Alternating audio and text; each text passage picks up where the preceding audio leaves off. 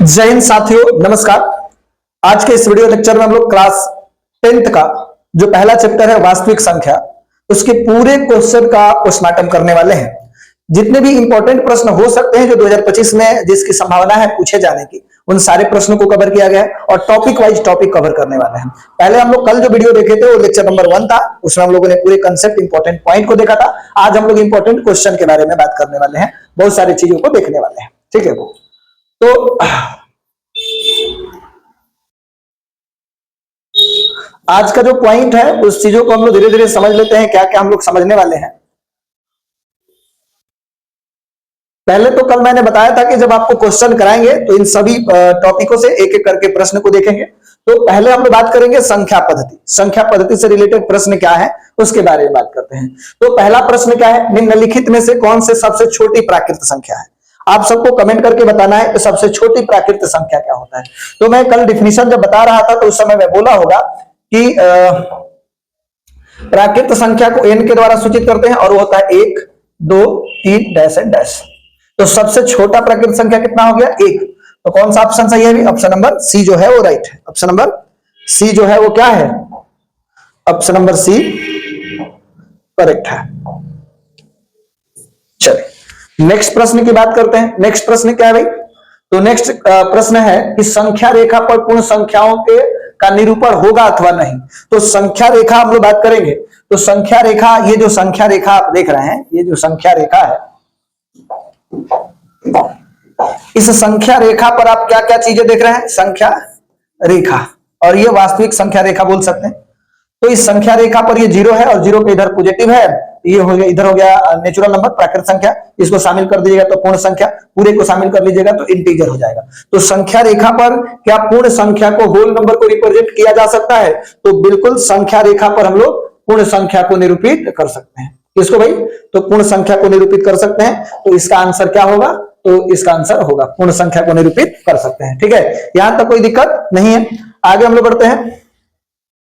जो है आपको यहां पे समझना है कि भैया यहां दिया हुआ है 8 के पावर 0 और 2 के पावर 0, इसका क्या होगा? ये 2021 के एनुअल एग्जाम में पूछा गया है, इसका आंसर क्या होगा?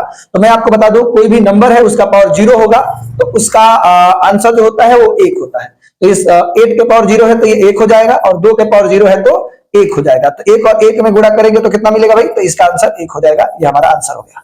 लेकिन मन में प्रश्न चल रहा होगा कि कैसे, हाउ, यह आपने कैसे बताया कि इस चीज को हम लोग लिख सकते हैं? तो ध्यान दीजिएगा, क्या हम इसको ऐसे लिख सकते हैं? क्या कोई नंबर है x और इसका 0 होता है 1, तो इसको हम सिद्ध कर देते हैं कि कोई भी रियल नंबर होगा, x belongs to real number.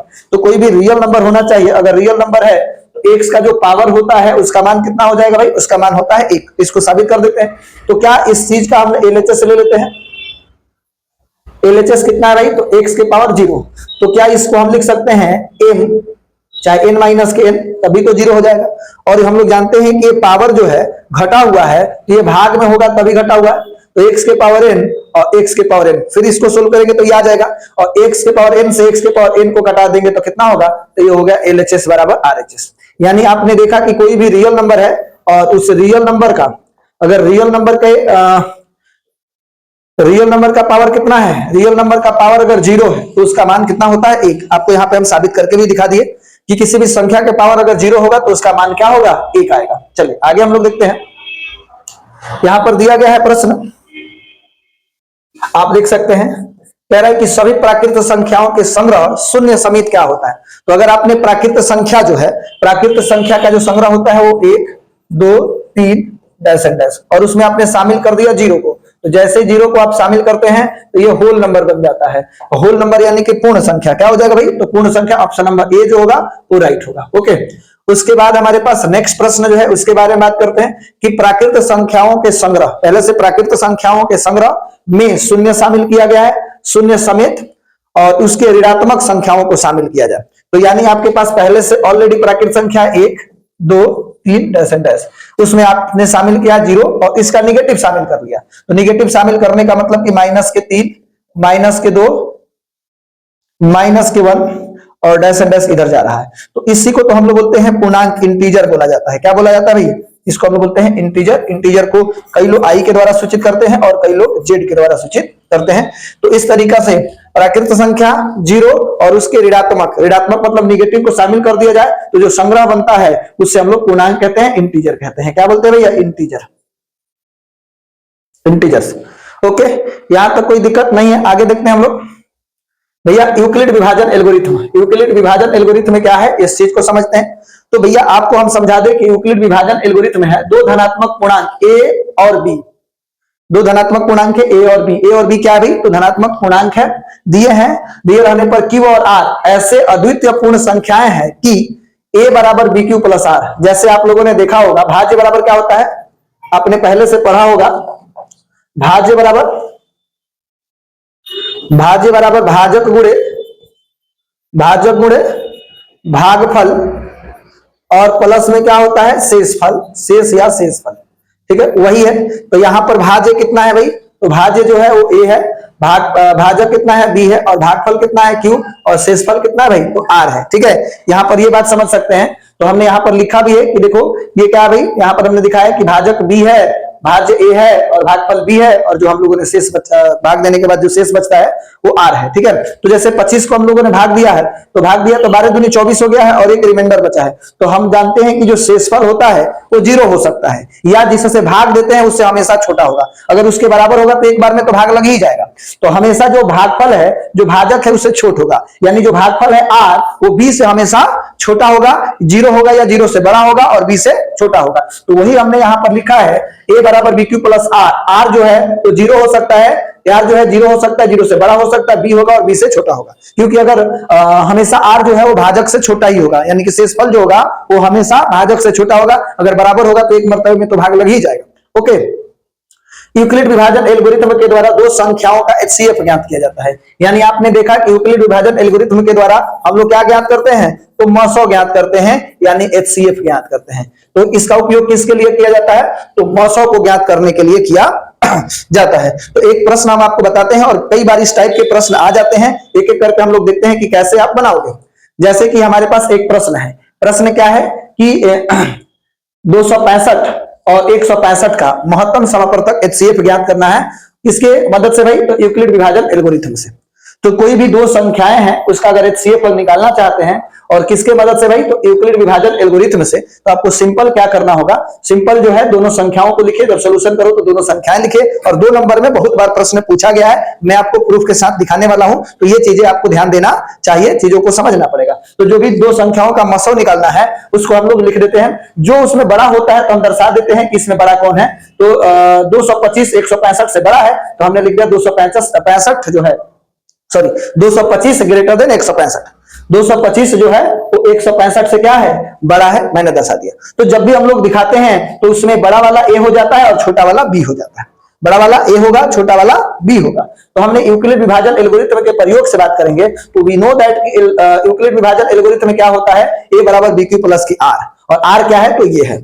हम लोग चरण वाइज बात करते हैं, तो जो सबसे बड़ी संख्या हमने ए रखा बी के जगह पर, तो हम लोग इसको निकालने के लिए सबसे पहले इधर भाग देते हैं। तो सबसे पहले हम लोग जो बड़ा संख्या था 225, तो 225 में 165 से भाग दिए तो एक मर्तबे में गया, तो एक मर्तबे में गया और घटाया तो शेषफल बचा 60। कितना बचा भाई? तो शेषफल 60 बचा। तो ये पहला स्टेप है। ये कौन सा स्टेप है भाई? ये पहला स्टेप है। तो इस पहले स्टेप को हम लिख देते हैं। तो 225 भाग दिए 165 से, कितना मर्तबे? एक मर्तबे में शेषफल बचा है 60। तो शेषफल 60 बच गया है, जीरो नहीं आया है। तो फिर आगे भाग देंगे। तो फिर हमने क्या किया? 60 से 165 पे भाग दिया, 60 से 165 पे भाग दिया तो कितना मर्तबे में गया? तो 2 बार में, शेषफल बचा 45। तो ये दूसरे चरण में आ जाएगा। तो दूसरा चरण में क्या होगा? तो 165 बीच में कौन है? 165 भाग दिए थे 60 से, कितना मर्तबे में गया था? 2। तो 60 गुणे 2 और बचा कितना था? तो 45। तो हमने लिख दिया 45। यहां पर भी हमारा जीरो जीरो, हमारा जो आर जो है वो जीरो नहीं आया। तो जब आर हमारा जीरो नहीं आया है तो फिर आगे कंटिन्यू करेंगे। तो फिर इस 45 से इस 60 में भाग दिए, तो शेषफल आ गया है 15, एक मर्तबे में गया है। तो हमने चरण 3 में क्या किया है? देख लो, पहला चरण, दूसरा चरण, तीसरा चरण में आ गया है। और ये रफ कार्य में आपको लिखना है। कहां लिखना भाई? रफ कार्य पीछे लिख दोगे, चाहे उसी के बगल में साइड में आप लिख सकते हैं।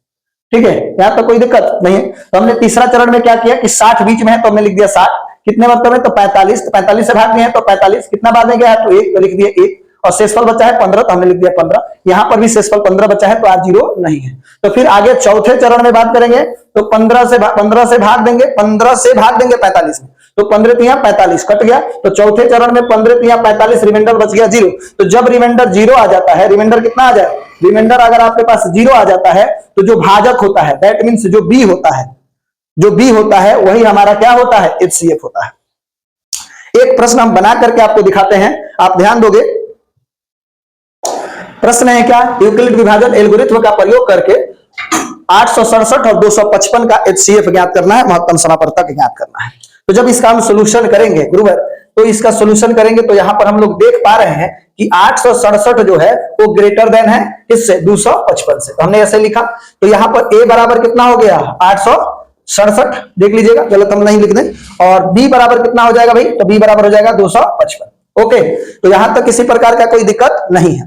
तो हम लोग जानते हैं यूक्लिड विभाजन एल्गोरिथम से, यूक्लिड विभाजन एल्गोरिथम से, यूक्लिड विभाजन एल्गोरिथम से अगर बात करेंगे तो वो हो जाता है A बराबर BQ प्लस के R, A बराबर BQ प्लस के R, जहां R जो है वो 0 से बड़ा है या बराबर है और B से क्या है, छोटा है। तो ये आपने देखा कि हमारा क्या है, यूक्लिड विभाजन एल्गोरिथम, यूक्लिड विभाजन एल्गोरिथम। ओके, तो इसमें चरण वाइज बात करेंगे। तो चरण बात करने से पहले आप रफ वर्क इधर करो। तो पहले चरण के लिए आप काम करो, बड़ा कौन है, 867, तो हमने लिख दिया 867, और उसमें भाग देना है किससे, 255 से।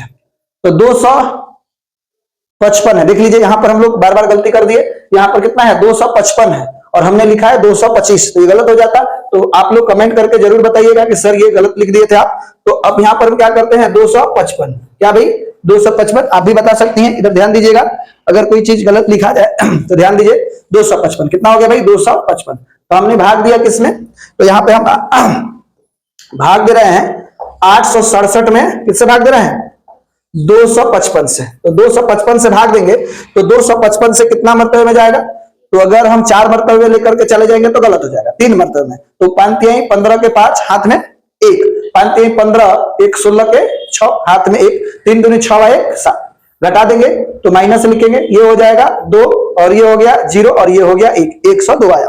तो ये पहला चरण है। तो पहले चरण में आप लिखोगे चरण नंबर 1, चरण 1,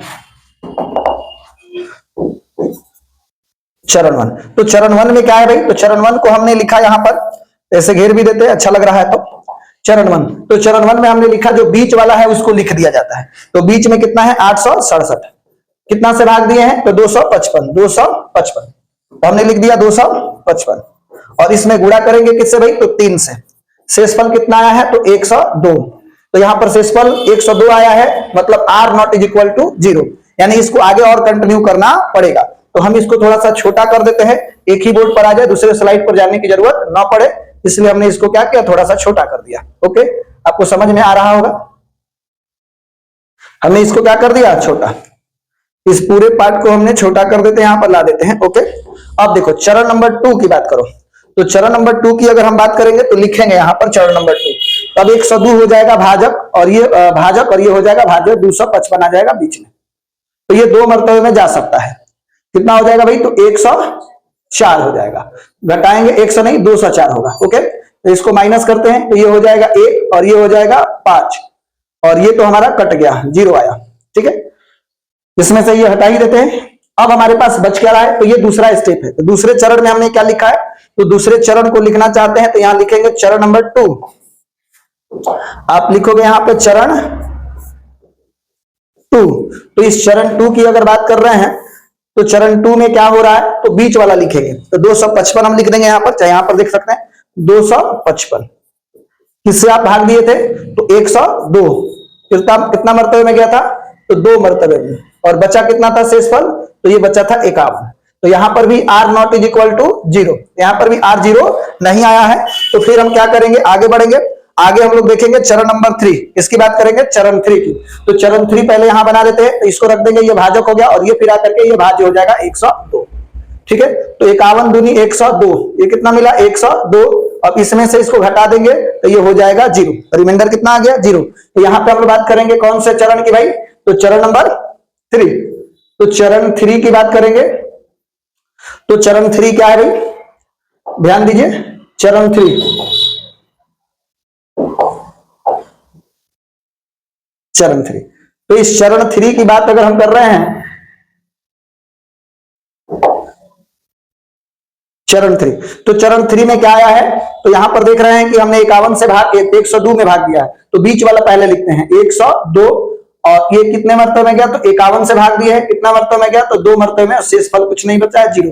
तो यहाँ पर r इज इक्वल टू क्या मिल गया, 0। तो जब r 0 हो जाता है तो हमारा b जो होता है वही HCF हो जाता है। b क्या हो जाता है, हम लोग जानते हैं कि ये क्या होता है, a बराबर यूक्लिड विभाजन प्रमेयिका से a बराबर क्या होता है, bq प्लस के r, और यहाँ पर r जो है वो 0 से बड़ा या बराबर होता है और b से छोटा होता है। तो ये हम लोग जानते ही हैं, तो इसको लिखने की कोई जरूरत नहीं है, हम जैसे बना रहे हैं वैसे बनाइए। तो ये जो b होता है, ये क्या जो आप देख रहे हैं ये b, तो जब 0 आ जाता है रिमाइंडर, क्या हो जाता है रिमाइंडर, रिमाइंडर आपके पास 0 आ जाएगा तो यही b हो जाता है HCF। तो यहाँ पर देखो जब रिमाइंडर 0 हो गया तो यही तो HCF होगा। तो HCF कितना हो जाएगा भाई, HCF हो जाएगा 51। तो सिंपल में नहीं लिखो, जब ये 2 नंबर में आपसे पूछता है तो 2 लाइक लिखो, लिख देंगे अतः, क्या लिखेंगे, अतः 867 और 255 का HCF, मतलब यानी कि HCF कितना है, 51 है। ये हमारा क्या हो गया आंसर। तो इस तरीका से मैंने आपको समझाया, क्या इसमें कोई दिक्कत है, क्या अगर आप इस तरीका से बनाओगे 2 नंबर के प्रश्न पूछेंगे तो मिलेगा कि नहीं मिलेगा। तो आपके मन में सवाल आ रहा होगा कि सर ऐसा प्रश्न आता है क्या, तो बहुत सारे प्रश्न आपके आते हैं, हर साल आता है, आपको हम प्रूफ के तौर पर यहाँ पर दिखा भी सकते हैं। तो आप देखोगे लघुत्तरीय प्रश्न में क्या क्या है, तो आप देखो बहुत सारा भर भर के प्रश्न आपके पास यहाँ पर दिया गया है, लेकिन हम सारे प्रश्न को बनाएंगे नहीं, एक मैंने बता दिया, उसी पैटर्न को फॉलो करके सारा प्रश्न बनाना है। ओके, तो हम देख रहे हैं कि यही प्रश्न हमने बताया था 867 255 का महत्तम सपवर्तक। तो यहाँ पर आप देख लो अच्छे से, जब देखोगे तो आपको पता चलेगा ये 2017 ए में, ये प्रथम पाली में पूछा, ये भी 2021 में पूछा गया है। देख रहे हैं यूक्लिड विभाजन एल्गोरिथम में से ये संख्या और ये संख्या, केवल संख्या बदलेगा, और ये 2020 में पूछा गया है यूक्लिड विभाजन प्रमेय का प्रयोग करके, ये भी 2020 में, ये 2019 में, ये नहीं हमेशा पूछा गया है इससे। तो आप सबको इसको बनाना चाहिए, ध्यान देना चाहिए। अब हम लोग बात करते हैं नेक्स्ट जो हमारा टॉपिक है उसके बारे में। तो हम लोगों ने यहाँ पर देखा भी था इसके ऑब्जेक्टिव प्रश्न को, और भी बहुत सारे ऑब्जेक्टिव प्रश्न है, उसको हम लोग देख लेते हैं। उससे पहले आपको बता दें कि आप जानते हो कि जब हम लोग मौसम निकालते हैं, कोई भी 2 संख्या हो, किन्हीं 2 धनात्मक पूर्णांक a तथा b का जो है अगर मौसम लिखना है तो लिखते हैं एलसीएम निकालना होता है, लघुत्तम समापवर्तक। तो एलसीएम लिखते हैं, एलसीएम ऑफ a, b, यानी a और b का हमने लिखा है एलसीएम, यानी कि लघुत्तम समापवर्तक। और उसके बाद HCF हमने लिखा है AB, मतलब a और b का HCF। ये जो होता है ये पहली संख्या है, क्या भाई, पहली संख्या। a क्या है, पहली संख्या, और b जो है वो क्या है, दूसरी संख्या। b क्या है भाई, तो ये दूसरी संख्या, दूसरी संख्या। और हम लोग जानते हैं कि पहली संख्या गुणे दूसरी संख्या, पहली संख्या गुणे दूसरी संख्या बराबर होता है एलसीएम इंटू के HCF, एलसीएम इंटू के HCF हो जाता है पहली संख्या। तो ये एलसीएम इंटू के HCF हो जाता है, यहां तक कोई दिक्कत नहीं है। आगे बात करते हैं, तो यहां पर एलसीएम ऑफ AB, यानी AB का एलसीएम और AB का HCF, इन दोनों का जो गुणनफल है वो किसके बराबर, पहली संख्या और दूसरी संख्या के गुणनफल के बराबर होता है। अगर एलसीएम निकालना चाहते हैं तो यही HCF इसके भाग में चला आता है, तो A गुणे B बटा के HCF। यही अगर हम HCF निकालना चाहते हैं तो ये एलसीएम जो है इसके नीचे चलाएगा, भाग में चलाएगा, यानी कि HCF निकालेंगे तो एलसीएम भाग में रहेगा, और एलसीएम निकालेंगे तो HCF भाग में रहेगा। ये सब आपको पहले से पता भी है, ठीक है। तो एक एक करके इस पर प्रश्न हम लोग देख सकते हैं। तो पहले हम लोग बात करेंगे यूक्लिड विभाजन प्रमेयिका से। तो यहाँ पे कुछ प्रश्न जो है चुनिंदा प्रश्न है, तो फटाफट हम लोग करेंगे, जिसका आंसर आपको पहले से पता भी होगा तो आप थोड़ा सा जल्दी बताने का प्रयास करेंगे, कमेंट जरूर कीजिए। तो हम लोग एक एक करके देखते हैं। यदि भाग एल्गोरिथम यानी कि विभाजन एल्गोरिथम में a बराबर bq प्लस के r में a जो है 72 है, a क्या है 72 है, और q जो है 8 है, r बराबर 0 है, तो b का मान क्या होगा, तो b का मान क्या होगा आप सबको बताना है, ठीक है। तो यहां पर हम लोग देख रहे हैं कि दिया क्या है, a दिया है, तो a बराबर दिया है हमको 72। तो a मतलब कि a क्या है, तो a जो है वो भाज्य है, a क्या है भाई, तो a जो है वो भाज्य है, ओके। तो a हो गया भाज्य।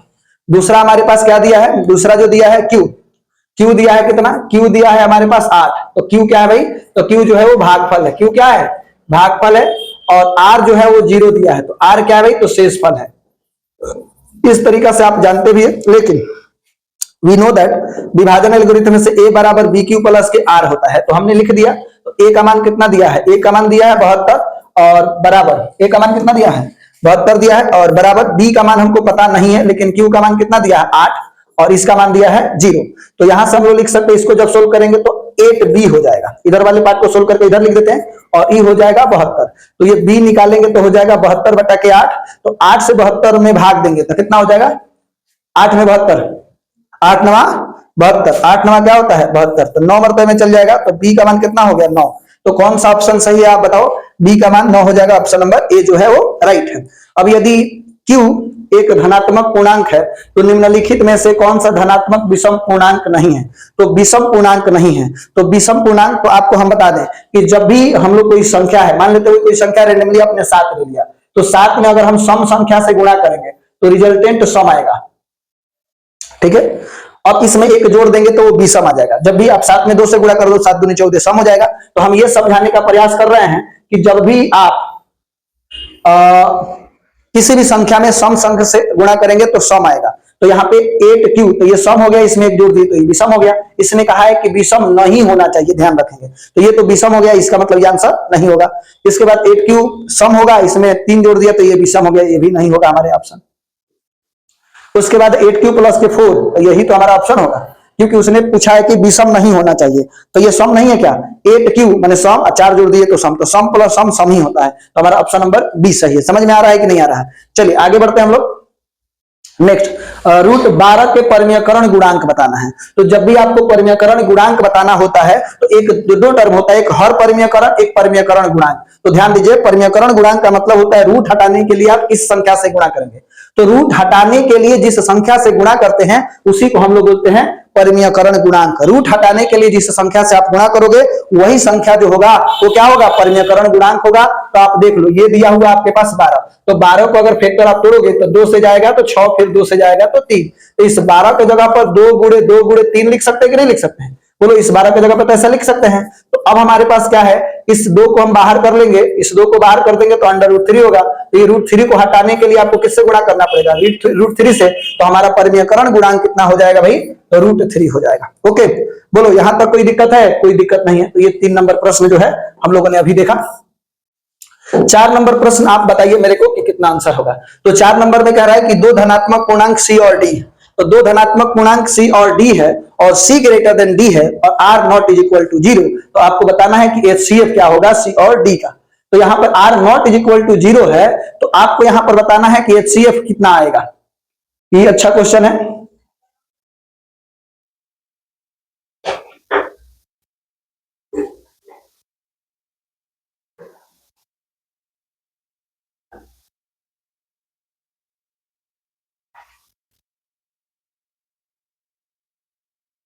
दो संख्या हम लेते हैं और वहां पे R0 नहीं है, तो यहां पे हम थोड़ा सा आपको रियल एग्जांपल लेकर के देख रहे हैं। जैसे मान लेते हैं कि हमने ले लिया यहाँ पर 3 ले लिया और यहाँ पे 7 लिया है। चाहे पहले ले लेते हैं हम 7, कितना लेते हैं भाई 7 ले लिया एक संख्या और एक लेते हैं 3।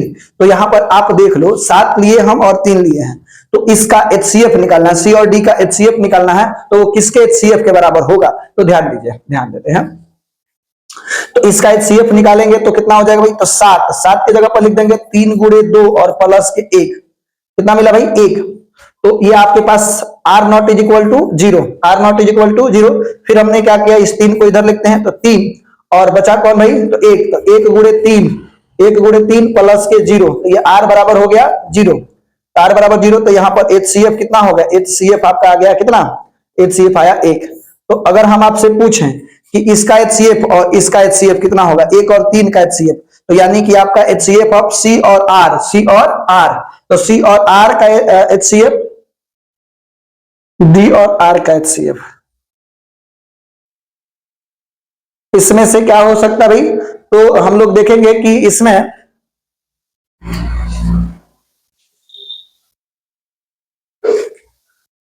हम लोग देख सकते हैं कि सी और डी का HCF जो मिलेगा ये हो जाएगा सी और आर के HCF के बराबर होगा। ठीक है, यहां पर दिख भी रहा है। चलिए आगे बढ़ते हैं। अगर इसमें पूछा है कि आप बताओ कि इसका परिमेयकरण गुणांक कितना होगा, तो आप ही बता दो इसका परिमेयकरण गुणांक कितना होगा। अगर आपसे मैंने पूछा कि बताइए कि इसका परमीयकरण गुणांक कितना होगा 18 नंबर में बताइए, तो आप सब तो कमेंट करके बता ही सकते हैं कि इसका परमीयकरण गुणांक कितना होगा भाई। तो इसका जो परमीयकरण गुणांक होगा वो कितना होगा, देखिए। तो हम बात करते हैं किस क्वेश्चन नंबर 15 की। क्वेश्चन नंबर 15 जो है वो √18 है, √18। तो √18 का लेंगे अभाज्य गुणनखंड करेंगे तो 9, फिर 3 से, तो 3 3 9, तो ये हो जाएगा 18 में 3 गुणे 3 और ये हो गया 2, तो 3√2 हो जाएगा। तो इसको हटाने के लिए, रूट को हटाने के लिए किससे गुणा करना पड़ेगा, √2 से। तो इसका आंसर कौन सा हो गया भाई, option number B is right answer. कह रहा है कि यूक्लिड विभाजन एल्गोरिथम में से दो धनात्मक पूर्णांकों के निम्नलिखित में से किसे परकलित करने का एक तकनीक है, टेक्निक है, क्या होगा भाई। तो हम लोग इसको ज्ञात करते हैं, मौसव ज्ञात करते हैं। मौसव मतलब HCF, क्या है भाई, HCF। तो यूक्लिड विभाजन एल्गोरिथम में से हम लोग क्या ज्ञात करते हैं, HCF ज्ञात करते हैं, आप सबको पता भी है। उसके बाद अगर हमने पूर्णांक B A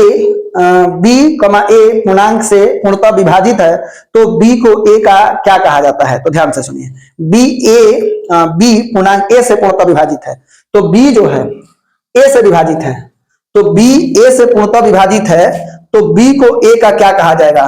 तो A का जो होगा वो क्या होगा भाई, A का भाज्य अपवर्त्य इनमें से कोई नहीं। तो ध्यान से सुनो, अब यहां पर हम समझा देते हैं। ये मान लेते हैं 6 है और 6 डिवाइड हो गया 3 से, तो ये 6 को हम 3 का क्या कहेंगे, 6 को हम लोग 6 को 3 का क्या कहेंगे, तो अपवर्त्य कहा जाता है। अपवर्त्य उसको बोलते हैं, मतलब 3 का 3, 3 दूनी 6, इस तरीके की बातें होगी। ठीक है, बोलो ये सही है। 7 नंबर यहां पर हम लोग देख सकते हैं। चलो आगे बढ़ा जाए। यहां तक किसी को कोई डाउट है तो आप लोग कमेंट कर सकते हैं, किसी प्रकार का कोई डाउट हो तो। चलिए बिल्कुल आगे बढ़ते हैं हम लोग। अंक गणित के आधारभूत प्रमेय। तो आधारभूत प्रमेय कहता क्या है, इस पर छोटा सा बात हम लोग समझ लेते हैं, फिर आगे बढ़ेंगे। कह रहे हैं कि प्रत्येक भाज्य को अभाज्य गुणनखंडों के रूप में हम लोग व्यक्त कर सकते हैं या गुणनखंडित किया जा सकता है, और यह गुणनखंड अद्वितीय होता है। इस पर कोई ध्यान दिए बिना किसी अभाज्य गुणनखंड किस क्रम में आ रहा है, तो क्रम से कोई मतलब नहीं होता है। मतलब कि अगर हम बात करें, आपसे पूछे कि ये देखो 36 है, इस 36 का अभाज्य गुणनखंड करिए, तो 2 से भाग देंगे तो 18, फिर 2 से भाग देंगे तो 9, फिर 3 से भाग देंगे तो 3। तो हमेशा अभाज्य से भाग दिया जाता है। तो अभाज्य क्या है भाई, पहला अभाज्य संख्या 2 है, 2 के बाद 3 है, 3 से नहीं लगेगा तो 5 से, 5 से नहीं लगेगा तो 7 से, 7 से नहीं लगेगा 9 से, 9 से नहीं लगेगा तो 11 से, इसी सॉरी 9 नहीं होगा भाई, क्योंकि 9 तो भाज्य हो जाएगा। अभाज्य हमने बोला 3 7 11, इसी तरीका से हम लोग क्या करेंगे, भाग देंगे। तो यहां पर हमने 36 की जगह पर लिख सकते हैं 36 बराबर 2 गुणे 2 गुणे 3 गुणे 3। तो ये 36 का क्या है, अभाज्य गुणनखंड है। ठीक है, तो इसमें क्रम से कोई मतलब नहीं है। अगर आप इसी चीज को, ये जो हमने लिखा है, आप ऐसे भी लिख सकते हैं, कोई दिक्कत वाली बात नहीं है। आप इसको लिख सकते हैं 3 गुणे 2 गुणे 3 गुणे 2, कोई दिक्कत नहीं है। ऑर्डर से कोई मतलब नहीं है। फिर इसको भी गुणा करोगे तो इतना ही आने वाला है, 3 3 9, 9 चौके 36। ठीक है, तो उसके ऑर्डर का कोई मतलब नहीं है, लेकिन जो नंबर है वो दोनों में क्या है, सेम है, अद्वितीय है। दूसरा इसका पैटर्न नहीं हो सकता, पैटर्न बदल सकता है लेकिन नंबर वही होना चाहिए। उसके बाद नेक्स्ट है कि यदि P को कोई अभाज्य संख्या, P कोई अभाज्य संख्या, P कोई क्या है, अभाज्य संख्या। अभाज्य संख्या मतलब इसका जो गुणनखंड निकालेंगे तो एक और स्वयं के अलावा दूसरा कोई नहीं होगा। अर्थात P को हम लोग P केवल एक और स्वयं से विभाजित होगा, इसके अलावा किसी अन्य संख्या से विभाजित नहीं होगा। और P a स्क्वायर को विभाजित करता है, P a स्क्वायर को विभाजित करता है, तो क्या P a को भी विभाजित करेगा, तो बिल्कुल करेगा। अगर हमने देखा, आपने यहां बोला कि P जो है अभाज्य संख्या, P क्या है, अभाज्य संख्या है, अभाज्य संख्या है। अगर ये P जो है a स्क्वायर को क्या कर रहा है, विभाजित कर रहा है, तो a स्क्वायर को अगर विभाजित कर रहा है, ये भाग हो रहा है, तो a को भी ये P विभाजित करेगा, ये हमारा मतलब है। उत्पत्ति अगर बात किया जाए, √2 √7, ये सारे के सारे क्या है, अपरिमेय संख्या है। पाई भी क्या है, पाई अगर पूछेगा तो अपरिमेय संख्या है। अगर जिसका मान हम लोग नहीं लिख सकते हैं, जिसको P/Q के रूप में नहीं लिख सकते हैं, जो रिपीटेड भी नहीं है, जैसे मैंने लिखा 0.303 003 003, तो ये तो रिपीटेड कहां, ये तो बढ़ते चला जाएगा, तो ये भी क्या हो गया, अपरिमेय संख्या। उसके बाद मान लीजिए x एक परिमेय संख्या है, x क्या है, परिमेय संख्या है जिसका दशमलव प्रसार शांत है, तो दशमलव प्रसार शांत है, तब हम x को p बटा q के रूप में व्यक्त कर सकते हैं। तो किसी भी परिमेय संख्या को हम लोग p बटा q के रूप में व्यक्त कर सकते हैं यदि तो उसका दशमलव प्रसार शांत है, व्यक्त कर सकते हैं। और p और q सौ अभाज्य संख्या है। क्या है भाई? p और q जो है सौ अभाज्य संख्या है, को प्राइम नंबर है। तो दो को प्राइम नंबर का जो HCF होता है, अगर p और q अगर सौ अभाज्य संख्या है तो इसका HCF जो होगा, किसका HCF? तो HCF ऑफ P, Q ये क्या मिलने वाला है? 1 मिलने वाला है। ठीक है। और अभाज्य गुणनखंड में हमेशा क्या होगा? अगर शांत है तो शांत है तो उसमें जो नीचे जो होता है वो हमेशा 2 के पावर और 5 के पावर के रूप में ही रहता है। ऊपर आपका कुछ भी रहे उससे कोई मतलब नहीं है, लेकिन कटाने छटाने के बाद नीचे जो है शांत होने के लिए ये शर्त है। इसके अलावा अगर कोई दूसरा संख्या आ जाएगा तो शांत नहीं होगा, अशांत हो जाएगा। ओके, ये बात आपको पहले से पता भी है, तो एक एक करके हम लोग प्रश्न के बारे में बात करेंगे। उससे पहले ध्यान दीजिए, x बराबर p बाई q एक ऐसी परिमेय संख्या है जिसका अभाज्य गुणनखंड क्या है? 2 और 5 के रूप में है। q का अभाज्य गुणनखंड, q मतलब नीचे वाला, तब उससे हम लोग क्या बोलेंगे? उसका दशमलव प्रसार कैसा होगा? शांत। दशमलव प्रसार उसका क्या होगा भाई? शांत। जब भी हम लोग q का मान यानी कि p बटा q कब देख रहे हैं यहाँ पर?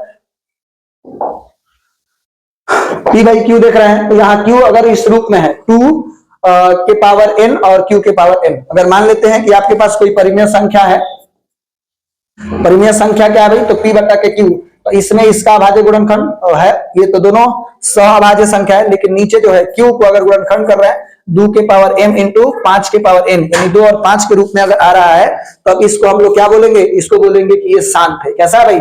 शांत है। लेकिन इसके अलावा कोई दूसरा संख्या आ जाता है, अगर इसके अलावा अन्य संख्या अगर है तो अन्य संख्या होने पर, अन्य संख्या अगर है इसके अलावा होने पर वो क्या हो जाता है? अशांत हो जाता है। क्या हो जाता है? अशांत हो जाता है। ठीक है। अगर 2 और 5 है तो शांत होगा, और इसके अलावा कोई दूसरा संख्या होगा तो क्या मिलेगा भैया? शांत हो जाएगा। अब ये तो हमने आपको बताया था कि अगर 3 दिया है HCF PQR, HCF of PQR और HCF of LCM of PQR ये बराबर नहीं होता है। दो संख्या के लिए केवल लागू होता है। अगर हमने देखा है दो संख्या HCF of A, B into के LCM ऑफ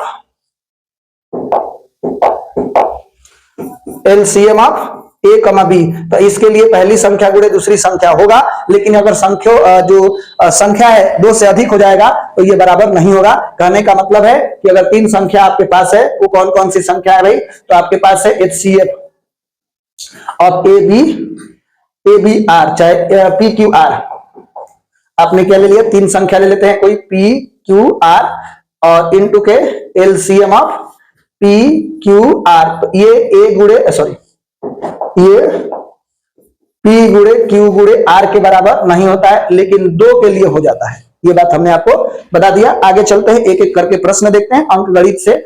इसके अभाज्य गुणनखंड में 2 के घातांक बताना है, 2 के पावर बताना है। तो आपको सिंपल क्या करना है? 8 नंबर में ये 192 है कि नहीं है? 192 को 2 से भाग दिए, तो 2 से भाग देंगे तो कितना हो जाएगा? और 9 दूनी 18 और 1 बचा तो 6 दूनी 12, फिर 2 से भाग देंगे तो 4 दूनी 8, 8 दूनी 16, 2 के पावर 24 दूनी 48, फिर 2 से देंगे तो ये 12 हो जाएगा, फिर 2 से 6 हो जाएगा, 2 से देंगे तो 3, तो यहाँ पर 2 कितना है? 1 2 3 4 5 6, तो 2 के पावर 6 इंटू के 3 हो जाएगा, यानी 192 के जगह पर हम लोग ये लिख सकते हैं। तो 2 का पावर कितना है? तो 2 के पावर 6 है। ऑप्शन नंबर कौन सा हो जाएगा? Option number C is the right.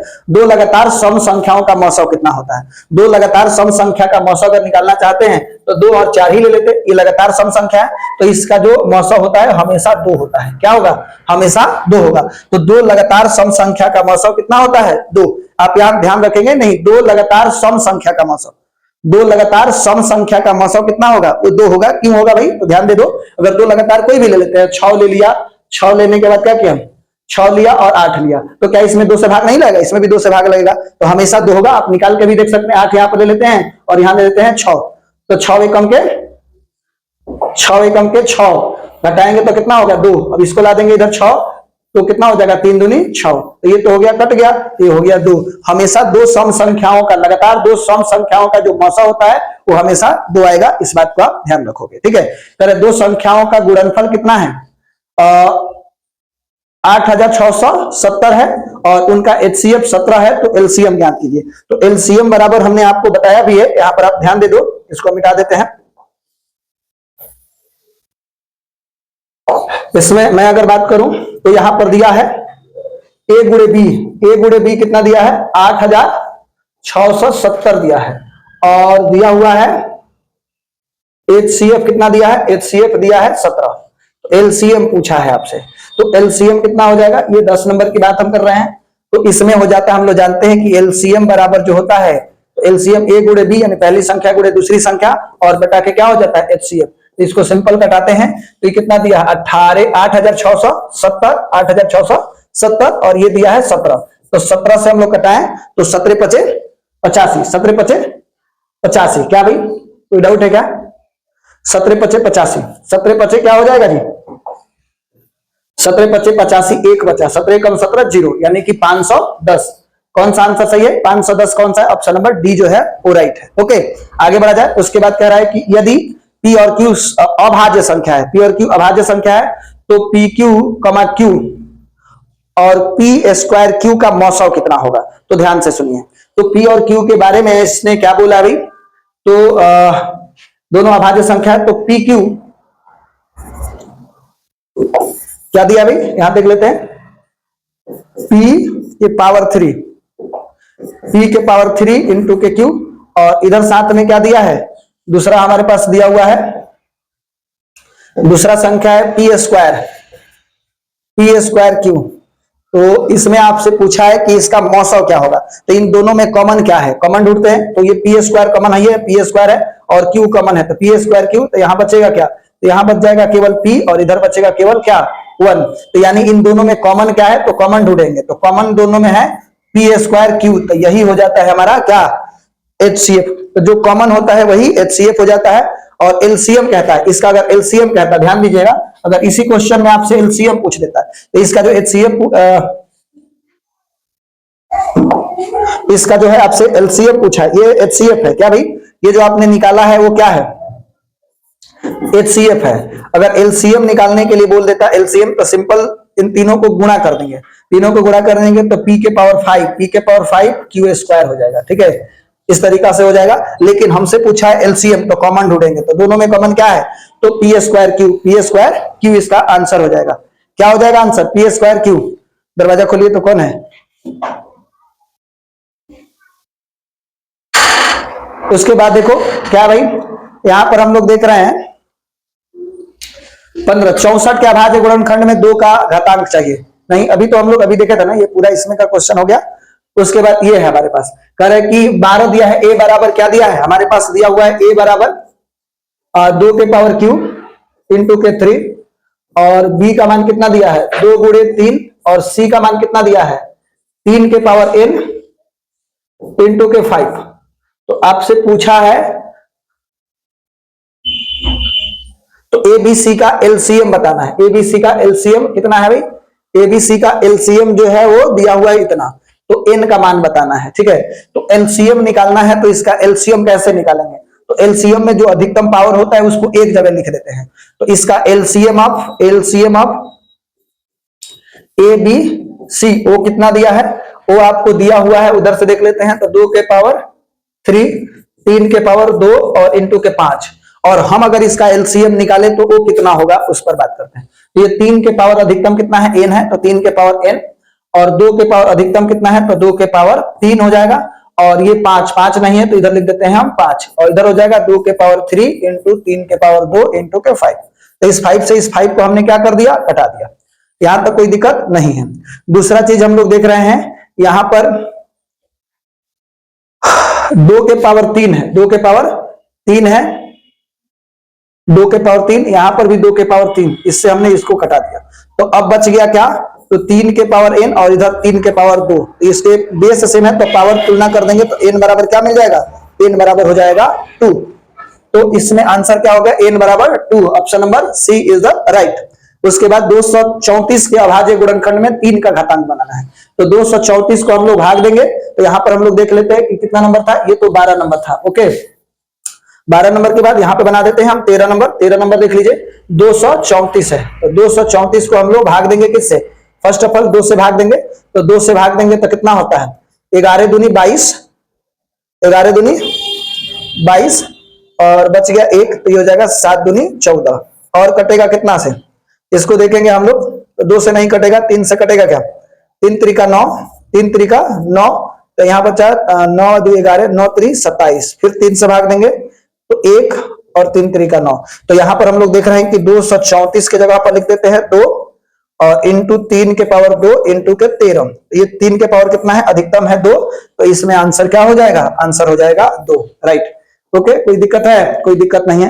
किसी धनात्मक पूर्णांक ए और बी के लिए मसौ और लसौ का गुणनफल किसके बराबर होता है, तो उन दोनों संख्याओं के गुणनफल के बराबर। हम तो अभी बताए थे 64 के अभाज्य गुणनखंड में 2 का घात, तो आप अपने से बना सकते हैं। सारे लोग कमेंट करके बताइए कि 2 को हम लोग अगर अभाज्य गुणनखंड निकालेंगे तो उसमें कितना आने वाला है, 2 का घात। ओके, चलिए 16 नंबर, पी और क्यू दो अभाज्य संख्याएं हैं तो उनका मौसव कितना होगा। तो अभाज्य संख्या अगर कोई भी है तो उसका मौसव हमेशा 1 होता है।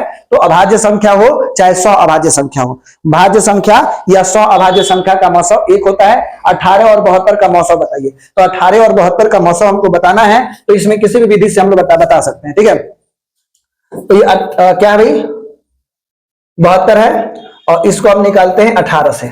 तो 18 के 18 18 36, 18 3 54, 18 के 18 18 2 36, 18 चौक 72 होता है। 18 चौक 72, तो कितना हो जाएगा, 18 चौक 72। तो ये तो 4 मरतबे में चला ही गया। तो जो 8 18 क्या हो जाएगा, इसका 18 जो होगा इसका मौसव हो जाएगा। तो ऑप्शन नंबर ए जो है वो राइट है। 56 के अभाज्य गुणनखंड में 2 का पावर बताना है, तो 56 का अभाज्य गुणनखंड निकालिए, 2 का पावर बताइए। ये जो भी प्रश्न हम बता रहे हैं, देख रहे हैं, ये सारे के सारे प्रश्न बोर्ड एग्जाम में पूछे गए हैं।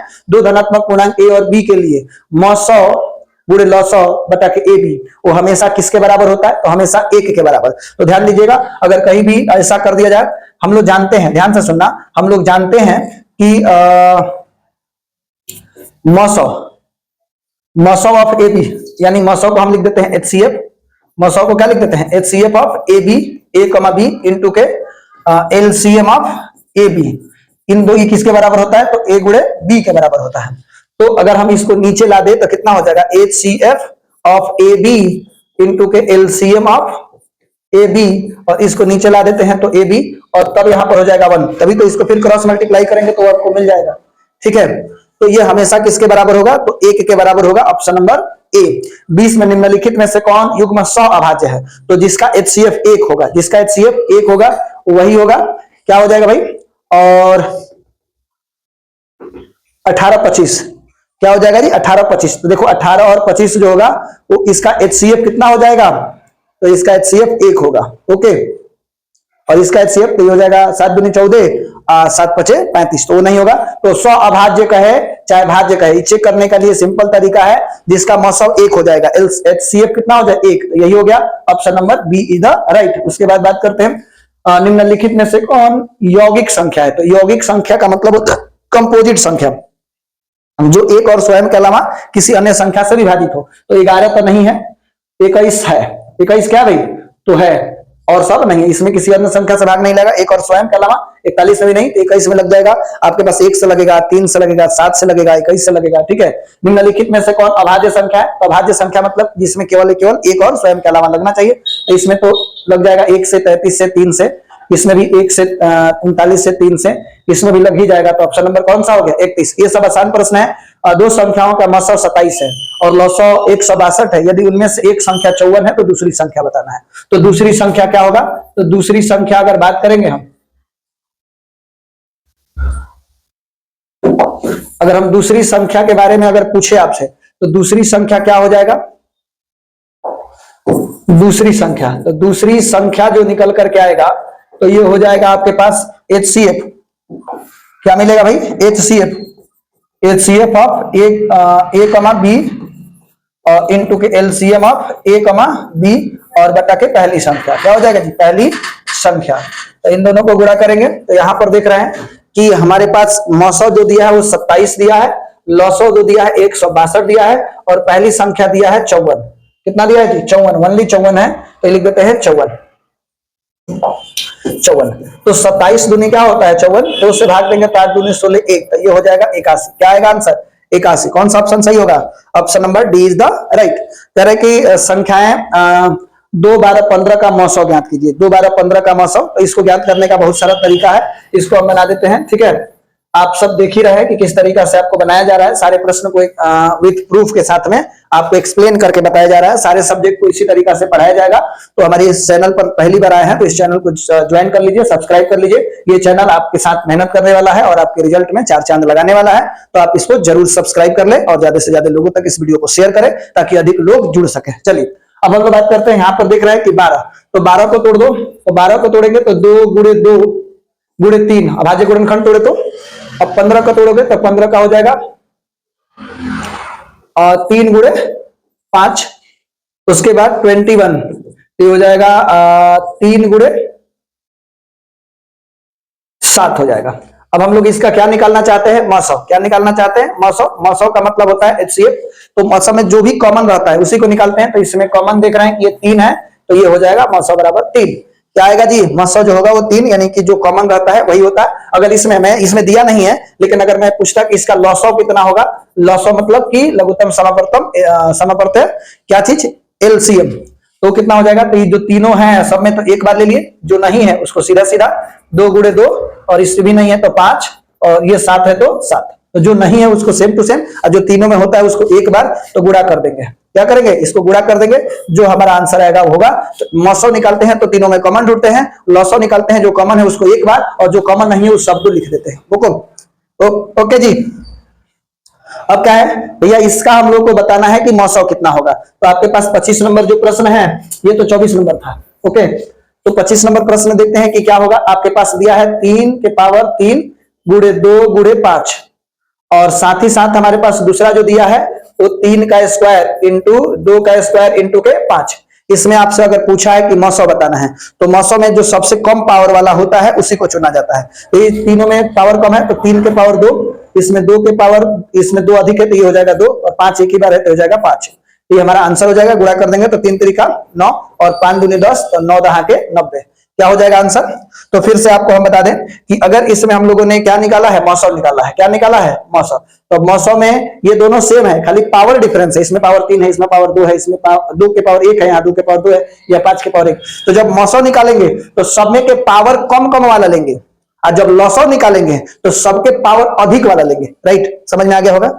मौसम के लिए कम पावर वाला और लॉसव वाला अधिक पावर वाला। ओके, आगे बढ़ते हैं। 144 के अभाज्य गुणनखंड में 2 का घात बताना है। तो ये तो बहुत ही आसान है, आप बता ही दोगे। ठीक है, तो ये आप अपने खुद से बना करके अभी कमेंट कर सकते हैं, तो कमेंट कीजिए लोग।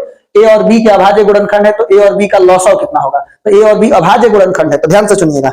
ए और बी के बारे में अगर किसी ने कहा कि अभाज्य संख्या है, क्या भाई? अभाज्य संख्या है। क्या है? तो अगर ये अभाज्य संख्या है, ये क्या है? अभाज्य संख्या है। अभाज्य संख्या है, संख्या है। तो इसमें हम लोग अगर इसका मौसम निकालेंगे तो अभाज्य संख्या है तो लॉसव जो होगा, लॉसव क्या भी भाई? लॉसव। तो लॉसव जो होगा, मौसम जो होगा वो 1 होगा और लॉसव जो होता है यानी कि मौसम मतलब HCF और लॉसव मतलब LCM, ये जो होता है ये कितना हो जाएगा? दोनों के गुणनफल के बराबर, A गुणे B। तो भाज्य हो अच्छा है, 100 अभाज्य हो, 100 अभाज्य हो। तो इन दोनों के केस में ए और बी अगर भाज्य हो चाहे 100 अभाज्य हो, मौसम 1 होगा और लॉसव होगा A गुणे B। बोलो, यहां तक कोई दिक्कत है जी? कोई दिक्कत नहीं है। तो A गुणे B option number C is the right. Okay, निम्नलिखित में से कौन अभाज्य संख्या है? तो बता ही सकते हो। अभाज्य संख्या जो है 41 है, इसमें 1 और स्वयं के अलावा भाग नहीं लगेगा। समझ में आ रहा है ना जी? बोलिए, क्या हाल है? समझ में आ रहा है? चलिए आगे बढ़ते हैं। 100 अभाज्य संख्याओं का मौसम होता है तो 100 अभाज्य संख्याओं का मौसम कितना होता है? अभी तो बता देखिए, भाज्य संख्या या 100 अभाज्य संख्या का मौसम। निम्नलिखित में से कौन अभाज्य संख्या है? तो जिसमें भाग नहीं लगे 13 है। ठीक है, आगे बढ़ा जाए। अब देखो 2 और 5 का लॉसव और मौसम ज्ञात करना है तो आसानी से बता सकते हो। ठीक है, तो इसमें कितना हो जाएगा? और मौसम का अनुपात पूछा है तो थोड़ा सा इसमें लॉजिकल दिमाग लगा दिया है। तो हमने अगर देखा तो 2 को क्या लिख सकते हैं? 2 को लिख सकते हैं 2 गुणे 1। ठीक है, और 10 को क्या लिख सकते हैं? 2 गुणे 5 गुणे 1, एक हटाई दो। और 20 को क्या लिख सकते हैं? तो 20 को लिख सकते हैं 2 गुणे 2 गुणे 5, तो इंटू 1 भी लिख सकते हैं। तो 1 को तो छोड़ ही दिया जाता है। अब इसका हम लोग निकालते हैं, पहले निकालते हैं मौसम। तो मौसम निकालेंगे तो दोनों में कॉमन क्या है? तो दोनों में कॉमन है 2, तो मौसम हो गया 2। और लॉसव निकालोगे तो लॉसव कितना होगा? तो ये हो जाएगा 2, इसमें 5 है तो दोनों में 5 है तो एगो 5 और ये 2 है तो कितना हो गया? 2। तो 5 दूनी 10, 10 दूनी 20। तो इसने पूछा है कि लॉसो और मौसो का अनुपात, तो 20/2 ये कट जाएगा तो 10, तो यानी कि 10:1, राइट है जी, सही है। बोलिए आप सब इसका आंसर बताइए। 165 और 65 है ना, ओनली 65 और 117 का मौसम इतना दिया हुआ है, तो एम का मान ज्ञात करना है, तो हम लोग मौसम इसका निकाल लेंगे और उसको इसके बराबर दिखा देंगे, ठीक है। इसको आप देख लीजिए, नोट कर सकते हैं।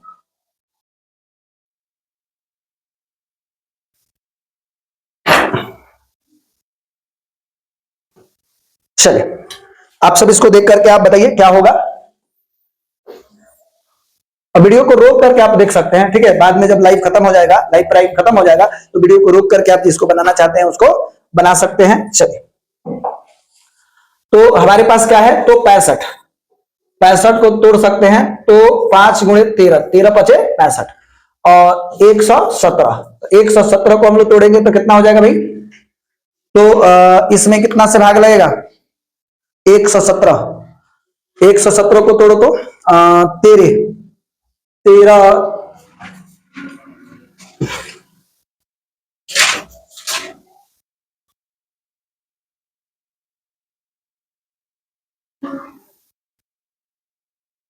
इसमें क्या होगा, 65 और 13। अगर इसका मौसम निकालना है तो आप ऐसे निकाल लो ना, इतना दिमाग क्या लगाना है, सिंपल बात है, भाग विधि से मौसम निकाल लो। आपने यहां पर लिख दिया 65 और इधर कौन है, 117, ओके। तो इसका मौसम निकालेंगे तो 2 मरतबे में जाएगा क्या, नहीं 1 मरतबे में, कितना हो जाएगा 65, घटाएंगे तो कितना होगा 2 और ये हो जाएगा 5, फिर इसको लिख देंगे हम कितना 65, तो 1 मरतबे में चला जाएगा 65, घटाएंगे तो 1 मरतबे में 52 होगा, ये हो गया 52, घटाएंगे तो कितना हो जाएगा जी 3 होगा और ये 1 होगा 13 और इधर लिख देते हैं 52, तो 13 चौके 52, ये कट गया तो मौसम हो गया 13।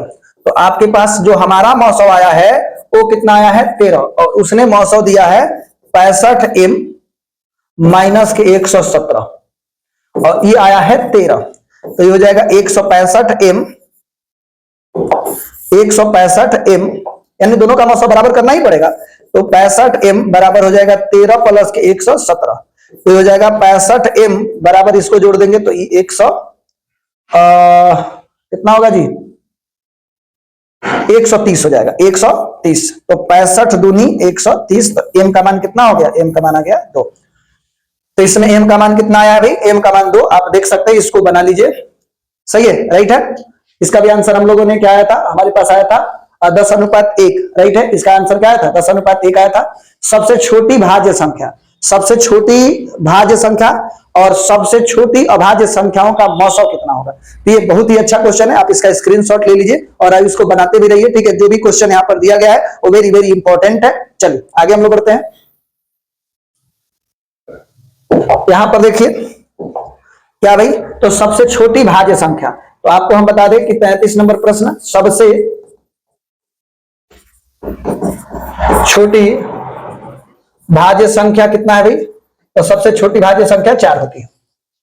तो उसके बाद क्या है, सबसे छोटी अभाज्य संख्या, तो सबसे छोटी अभाज्य संख्या की अगर बात किया जाए तो सबसे छोटी अभाज्य संख्या कितना होगा, सबसे छोटी अभाज्य संख्या वो होता है 2, सबसे छोटी अभाज्य संख्या वो मिल जाता है 2। तो इसका मौसम निकालोगे तो आपको दिख भी रहा है कि दोनों में कॉमन क्या है, तो दोनों में 2 कॉमन है, तो मौसम हो जाएगा 2।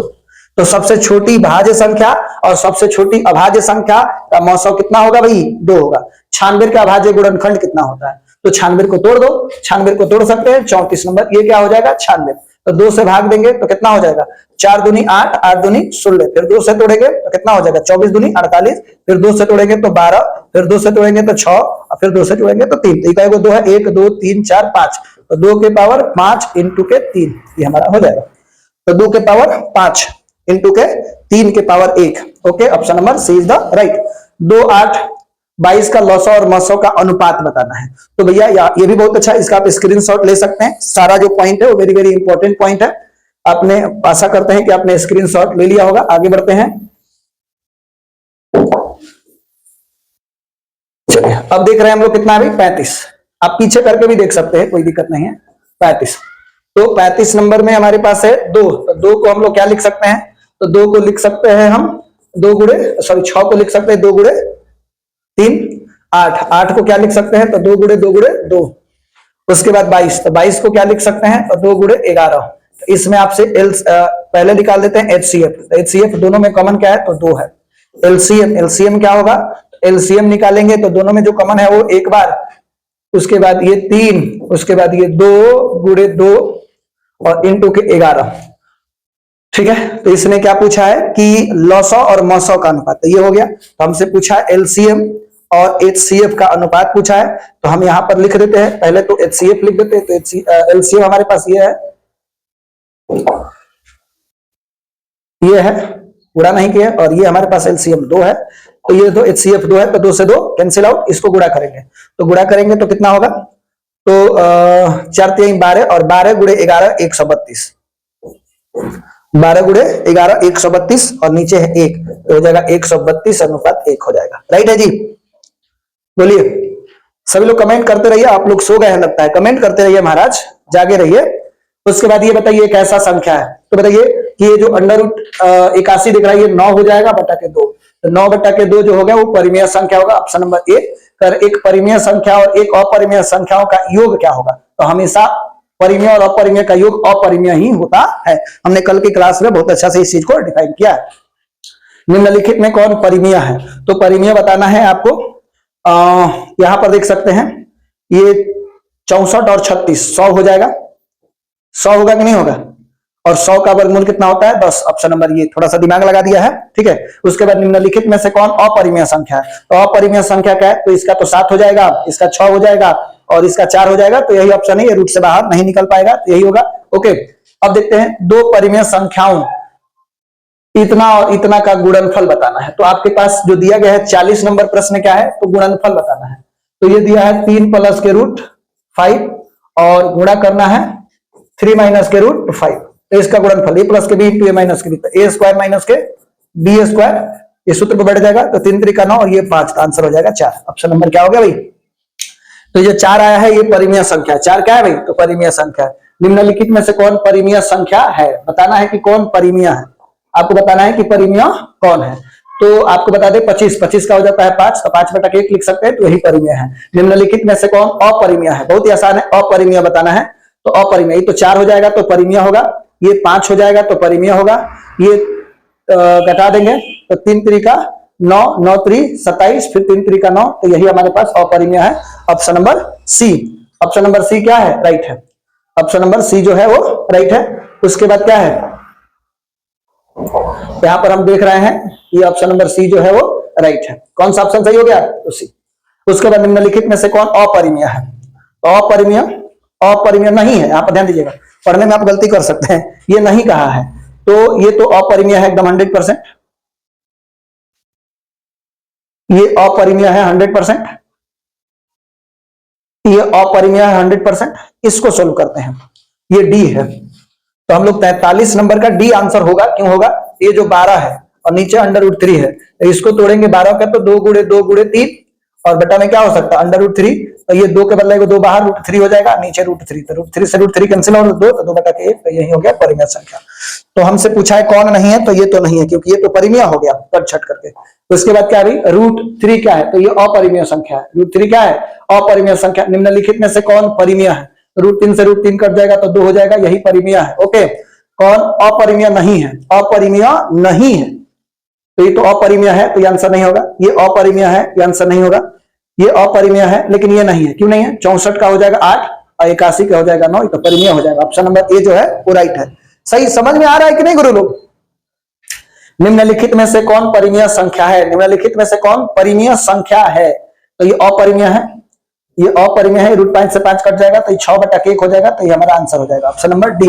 ओके, थोड़ा सा फास्ट बता रहे हैं कि समय ज्यादा हो गया, आपके समय ओवर हो रहा है, इसलिए मैं चाह कि थोड़ा सा फास्ट बता देते हैं। निम्नलिखित में से कौन परिमेय संख्या है, अपरिमेय संख्या, अपरिमेय संख्या है, तो बताइए इसमें अपरिमेय है, तो ये तो 121 है, तो 11 रहा 121, 96 है तो 14 हो जाएगा, 289 है तो 17 हो जाएगा, और यही होगा। ऑप्शन नंबर कौन सा सही है, ये होगा सी। 7 क्या है? तो एक अपरिमेय संख्या। 7 क्या है? √7 सॉरी, √7 क्या है? एक अपरिमेय संख्या। निम्नलिखित में से कौन परिमेय है? 2 से 2 कट जाएगा तो 2/1, यही तो परिमेय हो जाएगा। आप देखते देखते बता सकते हैं। थोड़ा सा मैंने कल वाला क्लास मेरा देख लीजिए, ठीक है, इस वीडियो के डिस्क्रिप्शन में डाल देंगे या आप इस वीडियो में जाकर के देख सकते हैं, कल ही अपलोड हुआ है, ठीक। उसके बाद परिमेय संख्या और उनके दशमलव प्रसारों के पुनर्भरण। निम्नलिखित में से किसका दशमलव प्रसार शांत है? तो पहले कटेगा, उसको कटा देंगे, तो ये नहीं कट रहा है, तो इसमें 2 और 3 आ जाएगा, नहीं है, ये कटने वाला नहीं है, ये हमारे पास ये आंसर नहीं होगा, ये 17, ये भी नहीं होगा, ये 160 हो जाएगा। क्या होगा? क्यों भाई? 160 को अगर तोड़ते हैं हम लोग, 160 को 2 से, कितना से तोड़ते हैं हम लोग? 2 से तोड़ते हैं, तो ये हो जाएगा 80, फिर 2 से तो 40, फिर 2 से तो 20, फिर 2 से तो कितना हो जाएगा? 10, फिर 2 से तो हो जाएगा 5। यानी इसके अभाज्य गुणनखंड, हर को हम लोग इसको गुणनखंड करेंगे तो केवल क्या आ रहा है? 2 के पावर आ रहा है और 5 के पावर हो रहा है, तो यही होगा शांत। यही क्या होगा? यही क्या होने वाला है जी? शांत होने वाला है। तो इसमें ये इसका दशमलव प्रसार के रूप में हो तो लिखा जा सकता है P/Q के रूप में, इतना को लिख सकते हैं। कैसे लिख सकते हैं भाई? तो आप देख लो, ये लिखा हुआ है हमारे पास, कैसे लिखा है? तो ये लिखा है 0.67, तो इसको लिख सकते हैं 67, और नीचे दशमलव के बाद 2 अंक है तो हो जाएगा 100, तो ये हो जाएगा, तो 100 को तोड़ दो, यहाँ पर 100 को तोड़ेंगे 2 से तो 50 हो जाएगा, फिर 2 से तोड़ेंगे तो 25 हो जाएगा, फिर 2 से तोड़ेंगे 5 से तोड़ेंगे तो 25 हो जाएगा। तो 67/2 के पावर 2 इंटू 5 के पावर 2 होगा, ये भी 5 ही है, ठीक है, ओके। तो ये हो जाएगा 2 के पावर 2 और 5 के पावर 2 हो जाएगा, राइट आंसर। उसके बाद इसके दशमलव प्रसार को लिख सकते हैं, तो मैं आपको बता देता हूं, यहां पर थोड़ा सा पैसेंस रखिए। जब भी अगर मान लेते हैं कि हमारे पास 1:3 है और इस पर एक रिंग दे देते हैं, तो आपको क्या करना है? दशमलव एक रिंग को हटा दीजिए, तो कैसा दिखेगा? 3 कई पर एक रिंग है तो 1 पर एक रिंग है, तो 1 9 लगा देंगे, तो ये हमारा आंसर हो जाएगा। इसको कटाएंगे तो कटा भी सकते हैं, 3 3 9, तो 1/3। लेकिन अगर मान लेते हैं 0.32 और पूरा पर एक रिंग है, तो कुछ नहीं करना, दशमलव हटाकर पूरा लिख दीजिए, तो 32 हो जाएगा। और कई पर एक रिंग है? 3 गो, और कटाने वाला है तो कटा भी दे सकते हैं, ठीक है। दूसरा अगर मान लेते हैं कि यहां पर दे दिया, इसमें अंक जोड़ देते हैं 1.3 और इस पर एक रिंग दिया गया है, इस पर एक रिंग दिया गया है, तो क्या करेंगे? तो सबको हटा देंगे, तो ये हो जाएगा 13, कई पर एक रिंग है? 9, तो लिख देंगे 9, एक और एक रिंग है। तो आप इसको भाग दे करके देख सकते हैं, घटाने वाला कोई चीज नहीं है, आपको हम भाग दे करके भी दिखा सकते हैं, लेकिन यहाँ पर तो स्क्रीन मेरा कनेक्टेड नहीं है, लेकिन फिर भी आपको हम चेक करके दिख देते हैं। ये 13/9, 13/9 जो आ रहा है, इसमें 1 12/9, ठीक है। तो इसमें 1 पर एक रिंग नहीं है, तो 1 घटा देंगे, तो कितना हो जाएगा? 12/9, और इसको कटेगा तो इसको कटा सकते हैं, हमारा ये आंसर हो जाएगा, ठीक है, एकदम 100% ये राइट है। अब 12 में अगर हम लोग आप भाग दे करके देखिए, उसी तरीका से अगर मान लेते हैं 2.32 है, इस पर एक रिंग है, तो क्या करेंगे? इसको लिख सकते हैं, दशमलव हटा करके पूरा लिख दीजिए, 2 दशमलव, तो दशमलव हटा दिए तो ये 100 हो गया। कई गो पर एक रिंग है? 3 गो, तो 3, और इसमें कितना है? -2 कर देंगे, -2 तो हो जाएगा 230/99। आप इससे भाग दे करके भी देख सकते हैं, क्या देख सकते हैं? यहां पर हम लोग भाग जब देंगे 230 डिवाइडेड बाई 99, तो आपके पास 2.323232 आएगा, ठीक है। और भी एक तरीका बताते हैं, आपने ये देख लिया, उसके बाद थोड़ा सा ध्यान देते हैं। अगर मैंने कहीं पर लिख दिया 1.32 और केवल इस पर एक रिंग है, तो यहाँ पे थोड़ा सा माजरा जो है वो गड़बड़ होगा। मैं आपको बता दूं, कुछ नहीं कीजिए, आप सिंपल भाषा में इस सबको दशमलव हटा करके 132 लिख दीजिए। कई गो पर एक रिंग है? तो एगो पर एगो 9, दशमलव के इधर कई गो पर एक रिंग नहीं है, तो एगो पर 0, ठीक है, कितना आ जाएगा? 0, और इसमें से 1 है तो 1 घटा देंगे, तो 1 नहीं घटाएंगे, 13 घटाएंगे। क्यों घटाएंगे? क्योंकि 1 और 3 पर एक रिंग नहीं है, जिस पर एक रिंग नहीं है उसको घटाया भी जाता है, तो इसको जब घटाएंगे तो कितना हो जाएगा? 2, तो 12 में से 3 जाएगा, तो 9 3 12, और ये हो गया 2, तो 1, और ये 1, 119/90, तो 119 में 90 से भाग देंगे तो इतना ही आनेगा हमेशा, 119 डिवाइडेड बाई 90, तो ये जब 1.32 आते जाएगा ये, ठीक है। तो इस तरीका से है, और भी हम बताना चाहें तो बता ही सकते हैं, लेकिन आप देखोगे यहां पर ये क्या दिया है, इसका आंसर 49 लिख देंगे, और कई गो पर एक रिंग है? 2 गो पर एक रिंग है, तो 2 गो 9 हो जाएगा, तो ऑप्शन नंबर डी राइट हो जाएगा। 22/7 एक और परिमेय संख्या है, देखिएगा 22/7 परिमेय है, लेकिन अगर वही कह देगा कि पाई क्या है, तो पाई अपरिमेय है, सॉरी पाई 2 लिख दिया है, तो पाई के बारे में पूछेगा तो अपरिमेय हो जाएगा, और 22/7 कहेगा तो परिमेय होगा, ओके। क्यों कहोगे? थोड़ा सा कंफ्यूजन होगा कि सर पाई का मान 22/7 ही होता है, तो गुरु आपको बता दे, एग्जैक्ट नहीं होता है, हम लोगों ने एज्यूम किया है इतना होता है, एग्जैक्ट नहीं होता है, ठीक है। अब ये मत समझिए कि सर काट दिए हैं, ऐसा बात नहीं है, ठीक है। 57। ये कितना हो जाएगा, 5 हटा दो तो 5/9 हो जाएगा, 5/9। 5/11 एक परिमेय संख्या है, 5/11 क्या है, परिमेय संख्या। निम्नलिखित में दशमलव प्रसार किसका शांत है, तो इसमें हो जाएगा, ये आंसर हो जाएगा। क्यों भाई, इसको तोड़ो, 60 को अभी तो तोड़े थे हम लोग। निम्नलिखित में से कौन अपरिमेय है, तो ये तो इसको लिख ही सकते हैं, इसको बदल ही सकते हैं। इसमें देखो 12, 0, 00, 000, ये जीरो की संख्या बढ़ते जा रहा है, नॉट रिपीटेड है, ठीक है, अशांत अनावर्ती है, तो इसको हम लोग बोल सकते हैं कि ऑप्शन नंबर ये जो है सही है, अपरिमेय है। उसके बाद किसी अपरिमेय संख्याओं ए और बी का व्युत्क्रम, अगर देखिए अपरिमेय संख्या, तो कल के वीडियो में मैंने बताया था कि ए एक अपरिमेय है, तो इसको उलट देंगे तभी क्या होगा, अपरिमेय। जैसे में गुरुवर अगर मान लेते हैं √3 एक अपरिमेय संख्या है, √3 क्या है भाई, तो √3 आप देख रहे हैं, √3 अपरिमेय है, तो 1/√3 ये भी अपरिमेय होगा, दोनों क्या हो जाएगा, अपरिमेय ही होगा, ठीक है, तो ये भी अपरिमेय होगा। उसके बाद क्या है, निम्नलिखित में से कौन अपरिमेय संख्या है, तो अपरिमेय संख्या √2 है, इसको तो बदल ही सकते हैं। 8/27 का दशमलव निरूपण क्या होगा, तो दशमलव निरूपण हम लोग दशमलव में भाग दे करके देख लेंगे, तो 8 में 27 से भाग देंगे, 8 में किससे भाग देंगे, 27 से, तो 8 को आप भाग दे दो किससे, 8 में भाग देना है किससे, 27 से, तो 27 से भाग दे करके देखो कितना आएगा, मैं तो पहले से भाग दे करके देख लिया, सिंपल है, भाग दे सकते हैं, क्या होगा answer, option number A is the right, ठीक है। आप भाग दे सकते हैं ना, इसमें कोई दिक्कत नहीं है, समय वेस्ट क्या कराना है, आप भाग दे करके देख लो कौन आ रहा है, तो इसमें जो होगा 0.296 ऐसे आते रहेगा, दशमलव ले लेंगे,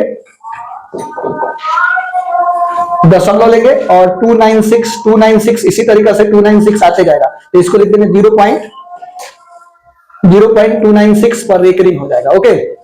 उसके बाद ये क्या है भाई, तो ये देख रहे हैं कि ये रिपीटेड है, इसको हम लोग तो ये पुनरावृत्ति कर रहा है, तो इसको हम लोग परिमेय के रूप में लिख सकते हैं, तो यह एक परिमेय संख्या है, इसको लिख सकते हैं, पूर्णांक नहीं है, परिमेय। ये भी क्या है, तो यहां पर देख सकते हैं ये क्या है, एक परिमेय संख्या है, इसको हम लोग क्या लिख सकते हैं, परिमेय संख्या लिख सकते हैं। पूर्णांक इसलिए नहीं कि दशमलव, पूर्णांक तो पूरा होता है गुरु, ठीक है। अब चलो आगे बात करते हैं, इसको बदल सकते हैं, तो ये करेक्ट नहीं है, तो 7/9। इसमें किसका दशमलव प्रसार अशांत है, तो अशांत उसी का होगा जिसके हम लोग गुणा करें 2 और 5 के अलावा अलग आ जाए, तो ये हो जाएगा, नहीं ये नहीं होगा, ये नहीं होगा, ये नहीं होगा, option number B is the right, ठीक है, क्योंकि 7 के पावर 3 हो जाता है। आगे बढ़ते हैं, उससे पहले आप देख लो, यहाँ पे बहुत सारे प्रश्न हैं, आप इसको बताओ, पहले दो संख्याओं का गुणनफल एलसीएम और एचसीएफ सही है गलत, तो सही है, हम लोग जानते हैं दो संख्याओं का गुणनफल उसके एलसीएम और एचसीएफ के बराबर होता है। सबसे छोटी अभाज्य संख्या क्या है भाई, 2 है, सही या गलत, दो संख्याओं का गुणनफल एलसीएम और एचसीएफ के बराबर, ये भी क्या है, सही है। इस टाइप का एक प्रश्न पहले पूछा करता था, आप दो संख्याओं का मौसम निकाल सकते हैं, इसी तरीके से जो प्रश्न है, इन सभी प्रश्नों का आंसर आप बना करके कमेंट करिए, ठीक है, जो आपको डाउट होगा हम बता देंगे। इसमें देख लो आपको दिया हुआ है अभाज्य गुणनखंड विधि से, किस विधि से मौसम बताना है, ये लघुत्तरीय प्रश्नोत्तर है, 2 नंबर को आपको मिलेगा, ठीक है, तो 2 नंबर के ही पूछता है, 5 नंबर में आपके पास नहीं आता, इसको परिमेय के रूप में व्यक्त करना है, परिमेय संख्या, ये सारा चीज जो है आपके पास इसको बना करके दिखाना है, ये सारा भी क्वेश्चन है। एक क्वेश्चन हम आपको कल 2 चीजें हम बताएंगे, सिद्ध करे कि √2 या √5 एक परिमेय संख्या है, एक अलग से वीडियो हम अलग आपको दिन में डालेंगे, वो आपको देख लेना है, ठीक है, यहां तक कोई दिक्कत नहीं है। लेकिन उससे पहले एक छोटा सा जानकारी आपको बता दे, ये भाई साहब जो है कार्ल फ्रेडरिक गॉस हैं, कई बार प्रश्न आ भी जाता है, ध्यान दीजिएगा, आपने देखा हो अंक गणित के आधारभूत परिमेय एनसीईआरटी का ये पेज है, तरह की प्रत्येक भाज्य संख्या को अभाज्य गुणनखंड के रूप में व्यक्त किया जा सकता है, गुणनखंडित किया जा सकता है, तथा गुणनखंड के अभाज्य गुणनखंडों में आने वाले क्रम बिना मतलब के होते हैं। अरे आपको 2 × 3 लिखो चाहे 3 × 2 लिखो, बात क्या है, सेम है। लेकिन यहाँ पर हमने ये स्लाइड इसलिए लगाया है कि अगर आपको कहीं पूछ दे कि गणितज्ञों का राजकुमार किसे कहा जाता है, गणितज्ञों के राजकुमार, तो कार्ल फ्रेडरिक गॉस को गणितज्ञों के राजकुमार कहा जाता है। ये प्रश्न कई बार आया भी है, गणितज्ञों के राजकुमार किसे कहा जाता है, तो यही भाई साहब है कार्ल फ्रेडरिक गॉस, इन्हीं को कहा जाता है, ओके। उसके बाद इस टाइप के प्रश्न हैं जो आपको एनसीईआरटी में मेरे को महत्वपूर्ण लगे हैं, तो ये वाला प्रश्न और सिद्ध करे के √5 और 2 + के √5 जो सिद्ध करने वाले प्रश्न हैं, कल हम आपको बना देंगे बेहतरीन तरीका से। आज के लिए हम क्लास को यहीं पे ड्रॉप करेंगे, और मैं कहूंगा कि अगर आप अभी तक बने हैं तो हमारे इस वीडियो को शेयर भी कर दीजिए और अपने व्हाट्सएप स्टेटस पर लगा दीजिए, और इसके लिए मैं आपका सदा आभारी रहूंगा। थैंक यू, धन्यवाद, बहुत बहुत धन्यवाद। आप बोर्ड एग्जाम में अच्छा नंबर लेकर के आए, चलिए, ओके, बेस्ट ऑफ लक।